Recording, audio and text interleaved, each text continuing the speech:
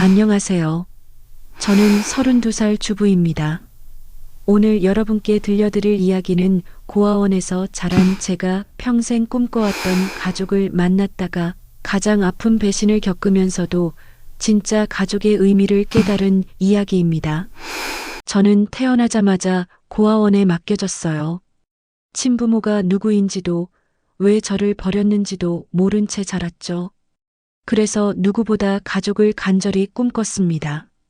결혼해서 드디어 가족이 생겼다고 생각했는데 남편은 저를 배신했고 시어머니는 겉으로만 따뜻한 척했어요.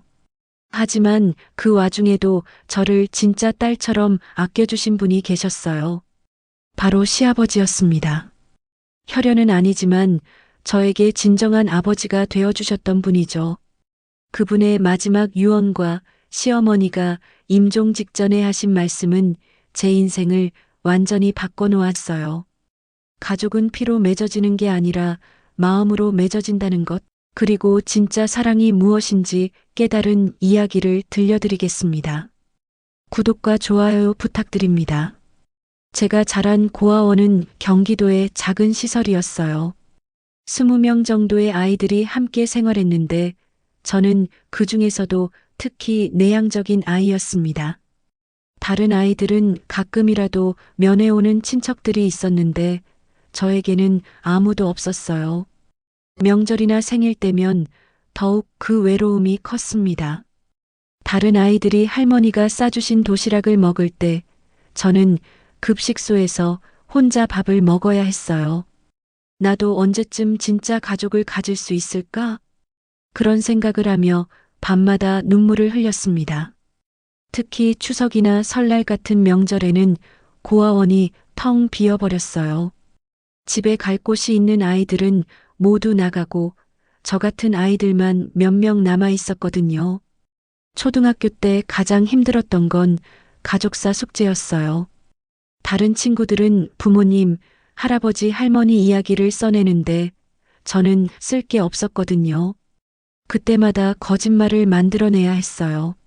아버지는 회사원, 어머니는 선생님이라고 말이에요. 중학교에 올라가서는 친구들이 가족여행 이야기를 할 때마다 소외감을 느꼈습니다. 여름 휴가철이면 친구들은 모두 가족과 함께 바다나 산으로 떠났는데 저는 고아원에 남아서 혼자 시간을 보내야 했어요. 그래도 포기하지 않았던 건 언젠가는 제 가족을 만들 수 있다는 희망 때문이었어요. 결혼해서 따뜻한 가정을 꾸리고 제가 받지 못한 사랑을 나누고 싶었습니다. 그래도 고아원 생활이 모두 힘든 것만은 아니었어요. 가끔씩 따뜻한 순간들도 있었거든요. 초등학교 4학년 때 담임이셨던 선생님은 정말 특별한 분이었어요. 어느 날 선생님이 저를 집으로 초대해 주셨거든요. 얘야, 오늘 우리 집에서 저녁 먹을래? 처음으로 경험한 가정집의 따뜻한 저녁 식사였어요. 선생님 가족들이 둘러앉아 밥을 먹는 모습이 그렇게 부러울 수가 없었어요. 얘야, 많이 먹어. 우리 딸 같아서 보기 좋다. 선생님의 그 한마디가 얼마나 큰 위로가 되었는지 몰라요. 아, 이런 게 가족이구나 하는 걸 처음 느꼈거든요. 중학교 때는 근처 슈퍼 아주머니가 늘 챙겨주셨어요.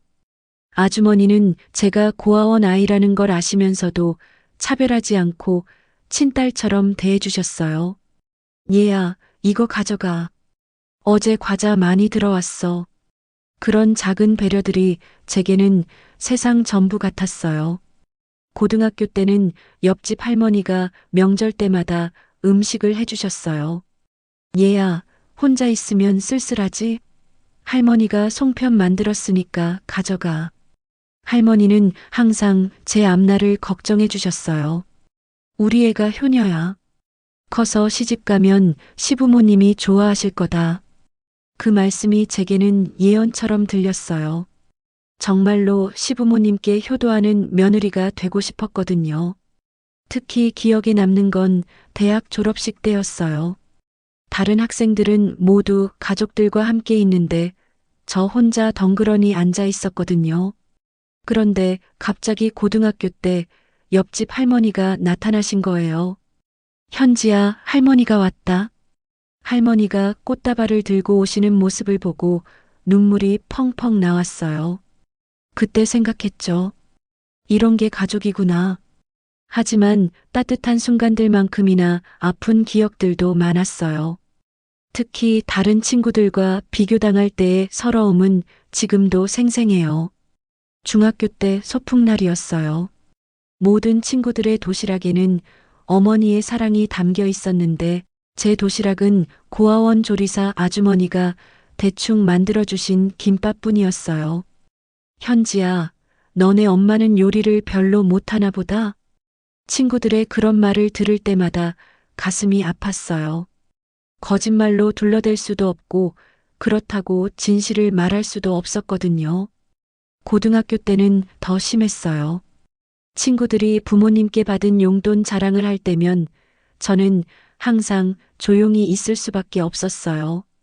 고아원에서 받는 용돈은 정말 적었거든요. 얘야, 너는 한 달에 용돈 얼마 받아? 그런 질문을 받을 때마다 어떻게 대답해야 할지 몰라서 당황했어요. 가장 힘들었던 건 친구들이 가족 자랑을 할 때였어요. 우리 아빠가 말이야. 우리 엄마는 요리를 정말 잘해. 그런 이야기들을 들으면서 나는 평생 그런 이야기를 할 수 없구나 하는 절망감이 들었어요. 대학교에 들어가서도 마찬가지였어요. 친구들이 부모님께 안부 전화를 드리는 모습을 보면 부러웠어요. 그런 일상적인 대화들이 저에게는 꿈 같은 일이었거든요. 언제쯤 나도 진짜 가족을 가질 수 있을까? 그런 갈망이 점점 커져갔어요. 그리고 그 갈망이 나중에 저를 잘못된 길로 이끌었을지도 모르겠어요. 가족이라는 이름만 있으면 무엇이든 참을 수 있다고 생각했거든요. 대학교 4학년 때 지금 남편을 만났어요. 학과는 달랐지만 동아리에서 만났거든요. 처음에는 제가 고아원 출신이라는 걸 숨겼어요. 하지만 점점 사이가 가까워지면서 결국 털어놓게 되었어요. 자기야, 사실 나 고아원에서 자랐어. 그때 남편의 반응이 정말 고마웠어요. 그래, 그럼 어떡해? 힘들었겠다. 차별하거나 이상하게 보지 않고 오히려 더 따뜻하게 대해줬어요. 그때 생각했죠. 이 사람이구나. 졸업 후 2년 정도 연애하다가 결혼하게 되었어요. 시부모님을 처음 만났을 때의 떨림을 지금도 기억해요. 어떻게 보실까? 고아원 출신이라고 싫어하시면 어떡하지? 하지만 시부모님의 반응은 예상과 달랐어요. 어머, 이 예쁜 아가씨가 우리 며느리구나. 시어머니가 제 손을 잡으시며 환하게 웃어주셨어요. 시아버지도 따뜻하게 말씀해 주셨고요. 얘야, 우리 집에 온 걸 환영한다. 이제부터 여기가 내 집이야. 그 순간 눈물이 날 뻔했어요. 평생 듣고 싶었던 말이었거든요. 드디어 가족이 생겼구나. 결혼 준비 과정도 행복했어요. 친정이 없어서 혼수 준비가 걱정이었는데 시어머니가 모든 걸 함께 해주셨어요. 며느리야, 친정 엄마가 없으니까 내가 다 해줄게. 정말 친딸처럼 챙겨주셨어요. 한복도 함께 맞추러 가고 예물도 같이 보러 다녔어요. 결혼식 당일 혼자 앉아 계실 거라고 생각했던 신부 대기실에 시어머니가 와주셨어요. 며느리야, 오늘 정말 예쁘다. 우리 딸이 최고야. 우리 딸. 그 말이 얼마나 감격스러웠는지 몰라요. 신혼집으로 이사한 후에도 시부모님은 정말 따뜻하게 대해주셨어요. 일주일에 한 번씩은 꼭 안부를 물어보시고 명절 때는 친딸처럼 챙겨주셨어요. 이제 정말 가족이 생겼구나. 더 이상 혼자가 아니구나. 그런 행복한 생각으로 가득했어요. 그때만 해도 이 모든 게 언젠가 깨질 거라고는 상상도 못했거든요. 결혼한 지 3년 정도 지나면서 조금씩 변화가 생기기 시작했어요. 남편의 야근이 부쩍 늘었고 집에 와서도 휴대폰만 보고 있는 시간이 많아졌어요. 여보, 요즘 너무 피곤해 보인다. 회사 일이 많이 힘들어? 응, 좀 바빠. 프로젝트 때문에. 그럴 때마다 시어머니는 항상 아들 편을 드셨어요. 며느리야, 남편이 힘들게 일하는데 이해해줘야지. 우리 아들이 워낙 책임감이 강해서 그런 말씀을 들으면서도 한편으로는 따뜻함을 느꼈어요. 며느리야, 넌 친정이 없으니까 내가 엄마 대신이야. 힘든 일 있으면 언제든 얘기해. 시어머니의 그런 말씀이 정말 고마웠어요. 하지만 시아버지는 달랐어요. 어느 날 저를 조용히 불러서 말씀하시더라고요. 얘야, 내가 아니면 이 집이 안 돌아간다. 넌 내 딸이야. 그 말씀을 들었을 때 눈물이 났어요. 평생 아버지라고 부를 사람이 없었는데 시아버지가 진짜 아버지가 되어주시는 것 같았거든요. 이런 가족 같은 말을 들으니까 더 이상 바랄 게 없구나. 그래서 남편의 변한 모습에도 불구하고 쉽게 포기할 수가 없었어요. 이 가족을 잃고 싶지 않았거든요. 남편의 외도 정황이 점점 명확해졌어요. 늦은 귀가, 낯선 향수 냄새, 비밀스러운 전화 통화들. 하지만 저는 모른 척 했어요. 설마 민수가 그럴 리는 없어. 그리고 설사 그렇다고 해도 이 가족을 잃을 수는 없어. 그런 마음이었어요. 고아원에서 자란 저에게는 이 가족이 전부였거든요. 시어머니도 뭔가 눈치채신 것 같았지만 여전히 아들만 감쌌어요. 우리 민수가 요즘 스트레스가 많나 봐. 현지야, 내가 좀 더 이해해줘. 그런 말씀을 들을 때마다 복잡한 마음이 들었어요. 한편으로는 서운하면서도 다른 한편으로는 그래도 나를 딸이라고 해주시는 분들이니까 하는 생각이 들었거든요. 남편의 외도가 본격화되면서 상황은 더욱 심각해졌어요. 이제는 주말에도 나가는 일이 잦아졌고 집에 있을 때도 딴 생각에 빠져 있는 것 같았어요. 그런데 더 충격적인 건 시어머니의 태도 변화였어요. 어느 날 남편이 그 여자를 집으로 데리고 온 거예요. 엄마, 회사 후배인데 인사드리게. 어머, 이 예쁜 아가씨가 민수 후배구나. 시어머니가 그 여자를 보시는 눈빛이 예사롭지 않았어요. 마치 예쁜 며느리감을 본 것처럼 말이에요. 더 가슴 아픈 건 시어머니가 그 여자한테는 극진히 잘해주시면서도 저에게는 점점 차가워지셨다는 거예요. 며느리야, 너도 좀 배워. 저 아이는 참 활발하고 밝네. 그런 말씀을 들을 때마다 가슴이 찢어지는 것 같았어요. 반면에 시아버지는 달랐어요.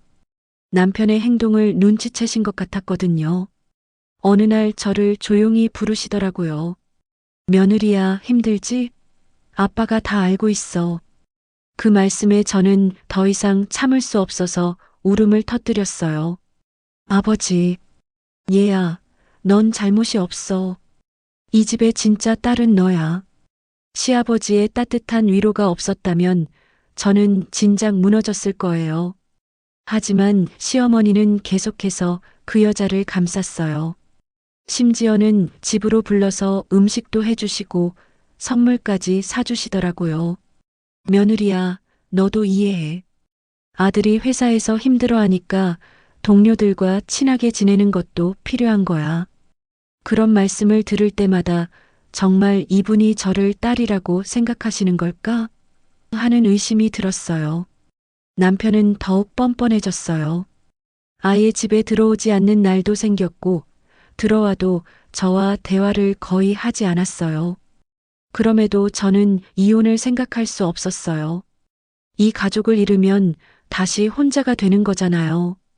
그게 너무 무서웠어요. 상황이 더욱 악화되던 어느 날 시아버지가 남편의 외도 현장을 직접 목격하게 되었어요. 우연히 식당에서 남편이 그 여자와 함께 있는 걸 보신 거였어요. 그날 밤 시아버지가 저를 부르셨어요. 얼굴이 많이 상해 있으셨어요.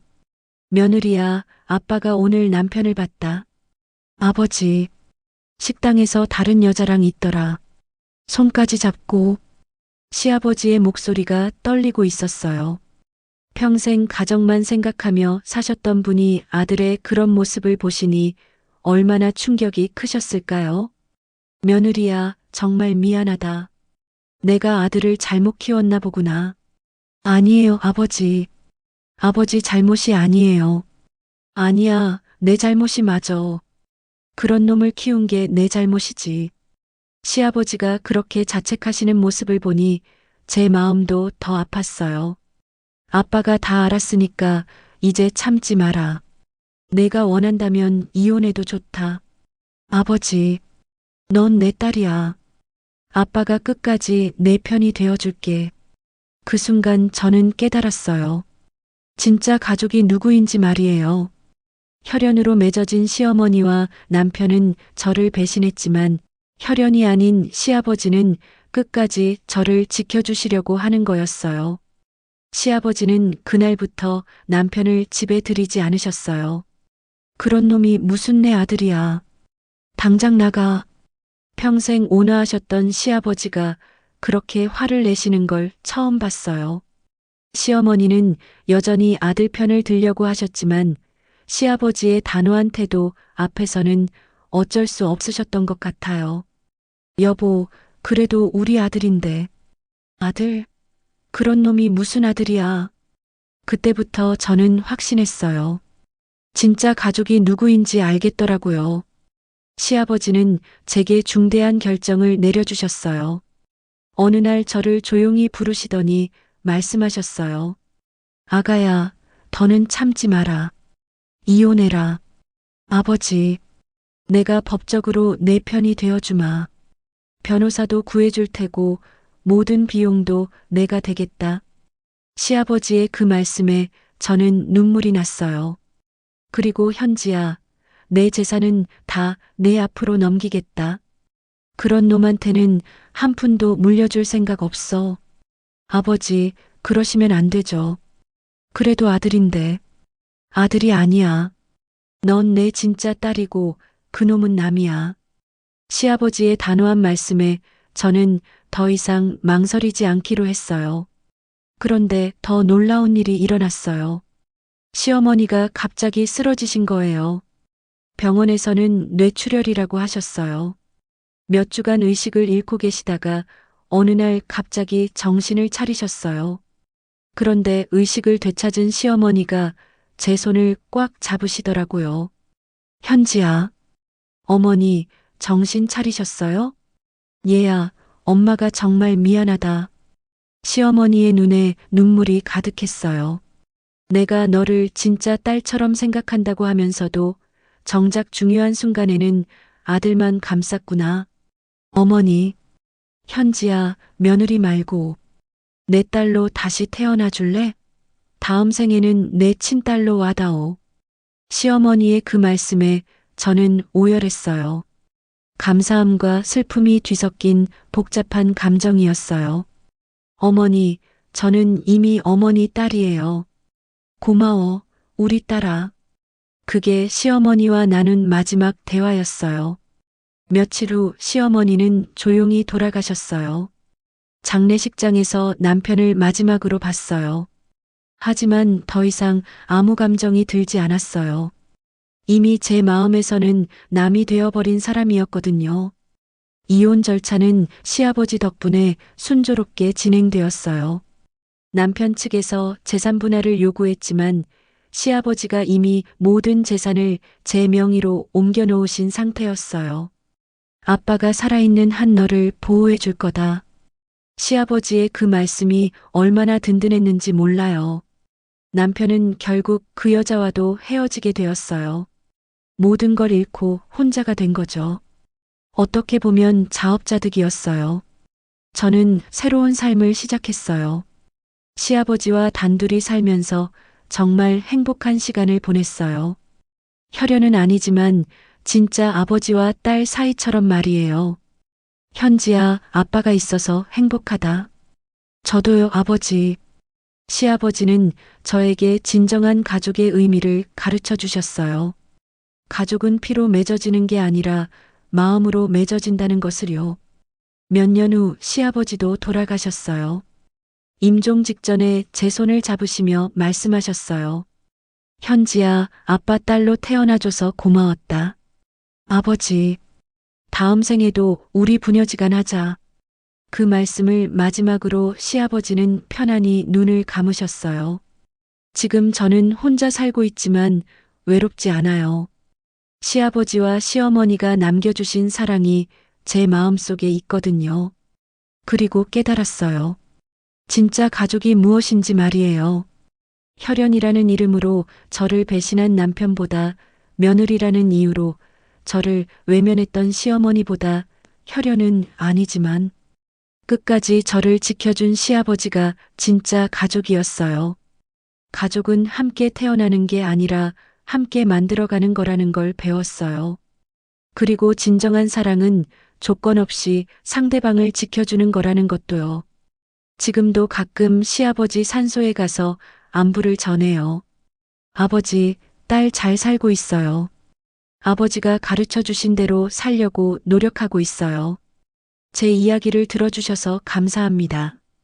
구독과 좋아요 부탁드립니다.